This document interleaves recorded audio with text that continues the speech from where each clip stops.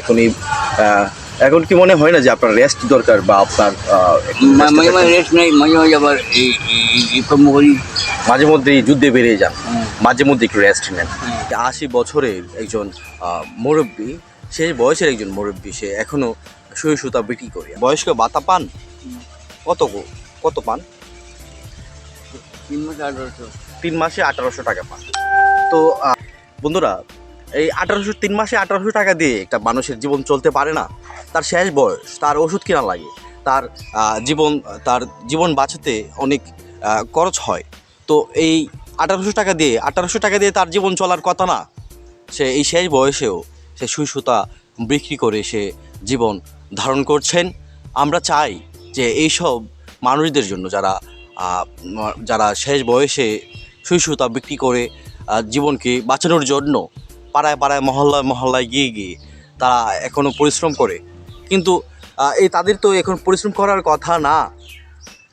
যাদের নিঃসঙ্গ কেউ নেই পরিবারে, কোনো পুরুষ মানুষ যারা ইনকাম করে খাওয়াবেন, এরকম অনেক পরিবার আছে বাংলাদেশে, কিন্তু তাদের দেখার মতো কেউ নেই। আমরা চাই যে এইসব বৃদ্ধা মানুষদের, তারা আমাদের চাচা নানা দাদা বাবা এরকম বয়সের হতে পারে। আমরা চাই যে তারা দেশীয় বাংলাদেশের একটা স্বীকৃতি পাক, যে শেষ বয়সে একটা প্রতি মাসে একটা ভাতা পাক, যে ভাতাটা দিয়ে, যে টাকাটা দিয়ে একটা মানুষের পুরোপুরিভাবে একটা মাস সুন্দর শান্তিতে কাটবেন। তো আপনিও কি এরকম চান? মুখে বলুন। চাই। আপনিও চান? আপনার তো অনেক কষ্ট, এই শেষ বয়সে অসুখ বিসুখ মানে এইসব নিয়ে আপনি পাড়ায় পাড়ায় মহল্লায় গিয়ে সুই সুতা বিক্রি করেন, হাঁটতে হয়, আপনাকে হাঁটতে হয়, অনেক পরিশ্রম করতে হয়। আপনার অনেক খারাপ লাগে না? হ্যাঁ। আপনার মানে বিরক্ত লাগে এই বয়সেও? অসহ্য লাগে। অসহ্য লাগে। আপনারা শুনতে পাচ্ছেন যে বন্ধুরা, মানে ওনার অসহ্য লাগে, তারপরেও পরিবারকে দেখতে এবং কি নিজেকেও মানে নিজের খেয়াল রাখতে গেলে করতে গিয়ে সে এখন পাড়ায় পাড়ায় মহল্লায় গিয়ে সুতা বিক্রি করে, সুই সুতা বিক্রি করে খাবার জোগাড় করতে হয়। এই সংগ্রাম, এই জীবন, মানে এই যুদ্ধ কি শেষ হবার নয় বন্ধুরা? আপনাদের কাছে আমার এই প্রশ্ন।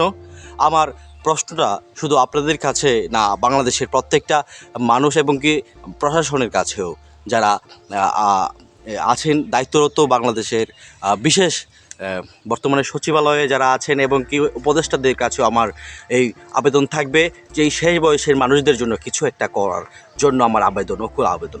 তো ইটনা, আপনার বাড়ি তো ইটনা উপজেলা পশ্চিম গ্রাম কানিহাটি নিবাসী সে একজন শেষ বয়সের বৃদ্ধা। আপনার নাম জানি কি? শেখ সাদির। মোহাম্মদ বলেন? শেখ সাদির। মোহাম্মদ শেখ সাদি। তার নাম আপনারা শুনেছেন। সে ইটনা পশ্চিম গ্রামের কানিহাটি নিবাসী। সে এখনও এই শেষ বয়সে সে জীবনকে বাঁচানোর জন্য পরিবারকে খেয়াল রাখছেন এবং কি নিজেকেও এই শেষ বয়সে অনেক কষ্ট করছে সে।